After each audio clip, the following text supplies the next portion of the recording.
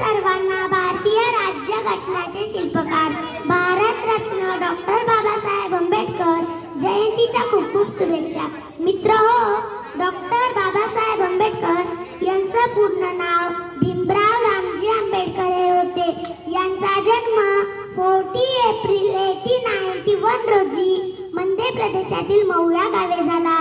Doctor Babasaheb Ambedkar यांनी बडोद्यातील महाराज सयाजीराव गायकवाड यांच्या आर्थिक सहाय्याने प्रदेशात जाऊन अर्थशास्त्र विषयात MA PhD ही पदवी त्याने संपादन केली. महार सत्याग्रह, काळाराम मंदिर, प्रवेश मनुस्मृती, दहन, हिंदू कोड बिल अनेक अशी सामाजिक कार्य केले.